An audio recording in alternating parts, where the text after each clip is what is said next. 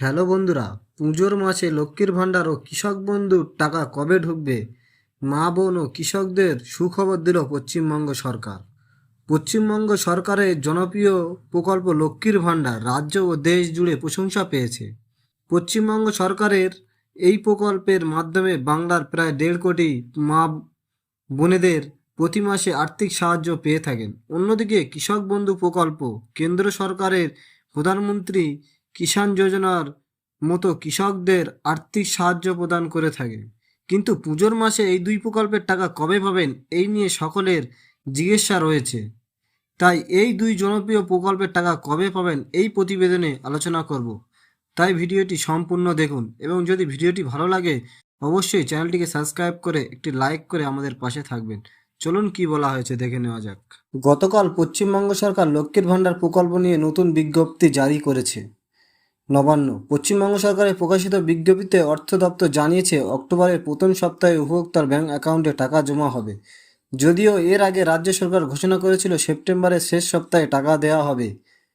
এবার কবে টাকা পাবেন সম্ভবত দিন তারিখ জেনে নিন। লক্ষ্মীর ভাণ্ডার এর টাকা কবে ঢুকবে? সেপ্টেম্বরের শেষ সপ্তাহে শারদোৎসবের প্রাক্কালে আর্থিক লেনদেনের চাপ বেশি থাকে।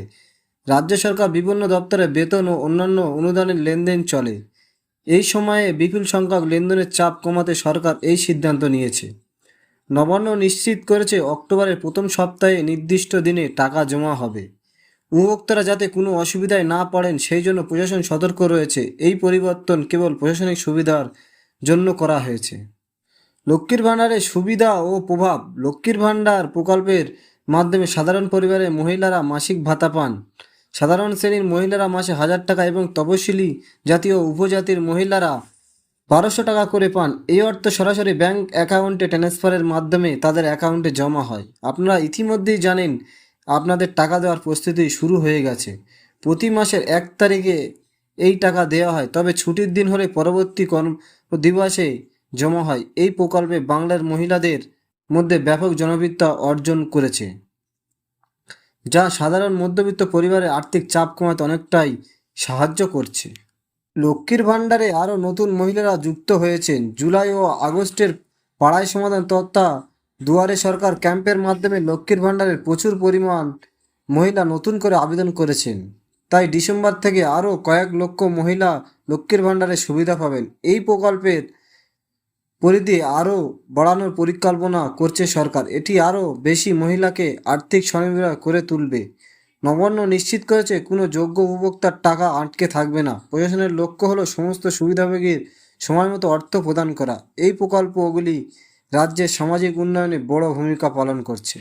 লক্ষ্মীর ভাণ্ডার প্রকল্প, কৃষক বন্ধু প্রকল্প এবং জয় বাংলা প্রকল্প বাংলার মানুষের জন্য আর্থিক সুরক্ষা নিশ্চিত করেছে। অক্টোবরের প্রথম সপ্তাহে টাকা জমা হওয়ার বিষয়ে নবান্ন স্পষ্ট বার্তা দিয়েছে। পুজোর মরশুমে এই অর্থ পরিবারের খরচ মেটাতে সহায়ক হবে। তৃণমূল সরকারের এই উদ্যোগগুলি সাধারণ মানুষ ও বিশেষ করে মহিলাদের ক্ষমতায়ন ও আর্থিক স্বাধীনতার পথে এগিয়ে নিয়ে যাচ্ছে। প্রশাসনের প্রস্তুতি, এখনও সুবিধাভোগী অর্থ থেকে বঞ্চিত হবেন না। এই প্রকল্পের বাংলার সামাজিক ও অর্থনৈতিক উন্নয়নে নতুন দিগন্ত খুলেছে। বন্ধুরা, এই ছিল আজকের আপডেট। পরবর্তী আপডেট পেতে আমাদের চ্যানেলটিকে সাবস্ক্রাইব করুন। আপনারা কি চান পুজোর আগে লক্ষ্মীর ভাণ্ডারের টাকা আপনাদের অ্যাকাউন্টে ঢুকুক? যদি তাই চান তাহলে কমেন্ট করে জানাতে ভুলবেন না, এবং সরকার কি চাইছে আপনারা তাও কমেন্টে জানাতে পারেন। দেখা হবে পরের ভিডিওতে। ততক্ষণ ভালো থাকুন, সুস্থ থাকুন। ধন্যবাদ।